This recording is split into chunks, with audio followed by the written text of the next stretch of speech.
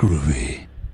What's up guys, Awkward Arsic here, and I'm back with another HHN speculation video, but this week's video is actually about Orlando's event. Orlando's HHN event is something I'm not as familiar with. I've been going for the last 3 years, and I've been going to Hollywood's event for 10, but I did want to fill you guys in on the information that was released on today's official blog post on Orlando's website. There's a lot of talk about your soul and a lot of talk about your time running out, and there's a handful of things that was released today that actually piqued my interest, because from what I've heard from people that have been attending Orlando's event for years is that back in the day that there was a lot of interactive elements on the website, there was a lot of fleshing out of the icon, and it looks like this year is kind of going back to that. So on the website it says, your soul is requested for Halloween Horror Nights 2017. Time is already running out to commit your soul. The damned at this year's premiere Halloween event want what you can't live without, your soul. They demand a sacrifice to fuel the darkness. Those who sacrifice their soul before the clock hits 0 will join the elite soul collectors. Their boldness will be repaid in rewards. You may receive an item identifying you as a member of the elite legion, which I'm assuming could be like a lanyard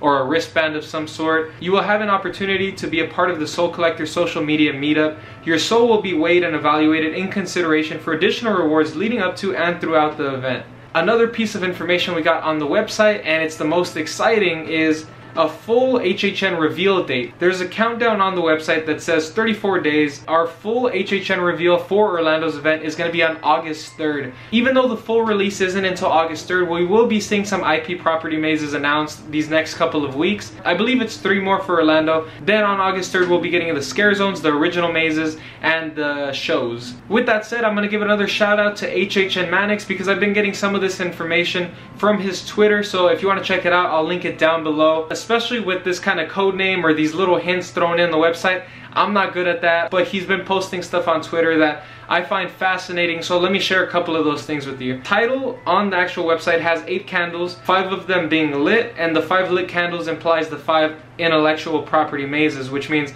American Horror Story, Saw, Shining, Evil Dead, and Blumhouse. That also will imply that there's 5 scare zones, and the 2 bones on the top implies 2 shows. On the teaser video, there's a couple flashes, and in between those flashes, there's these images. HHN Mannix goes into detail with these, and at least what he's speculating and what he's kind of connecting to the leaked lineup. So the first flash is Field of Screams Reimagined, which is the Dust Bowl maze. Then you have Flash 2, which is the Conjuring replacement. It's Clown Vampires, as implied by the blood on the vampire's face to look like face paint. Then you have Flash number 3 with Catacombs Gothic Havoc crossover. There's a dog tag spotted, and then the Havoc team infected by Black Death and hired to take on Gothic. Then Flash number 4 is the heavily rumored Bayou of Blood maze. The sounds impile a much more surreal voodoo atmosphere. And to be honest, I have no idea if any of that's true or if any of it matches with the speculated leaked lineup for Orlando's side. You can take it for what it's worth.